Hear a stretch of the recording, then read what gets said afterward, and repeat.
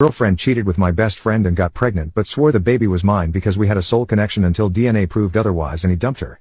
This nightmare started about 3 years ago when my girlfriend Sarah and I hit a really rough patch in our relationship.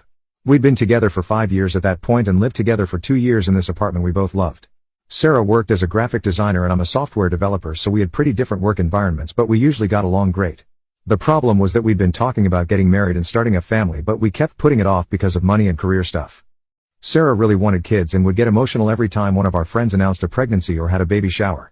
I wanted kids too, but I thought we should get more financially stable first and maybe buy a house before taking that step. This caused a lot of tension between us because Sarah felt like I was just making excuses and didn't really want the same future she did.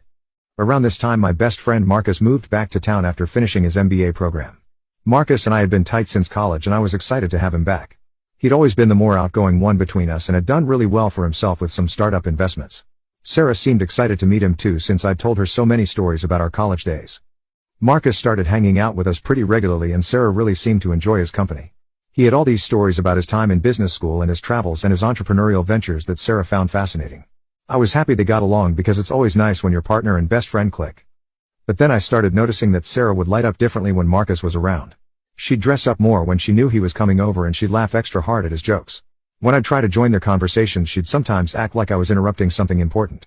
At first I thought I was just being paranoid because Marcus had always been more charismatic than me. The first real warning sign was when Sarah started suggesting we invite Marcus to everything we did. Movie nights, dinners out, weekend trips to visit her family. She'd say stuff like Marcus would love this place or we should text Marcus and see if he wants to come.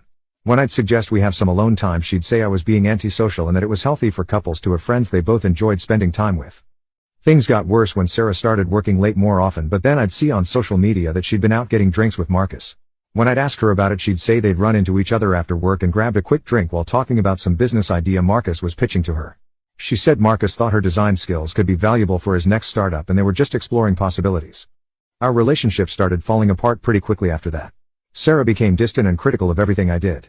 She'd compare me to Marcus, constantly saying things like Marcus thinks people our age should be more adventurous or Marcus says successful people take more risks. When I'd point out that she seemed obsessed with Marcus she'd accuse me of being jealous and insecure. The intimate side of our relationship basically disappeared completely. Sarah always had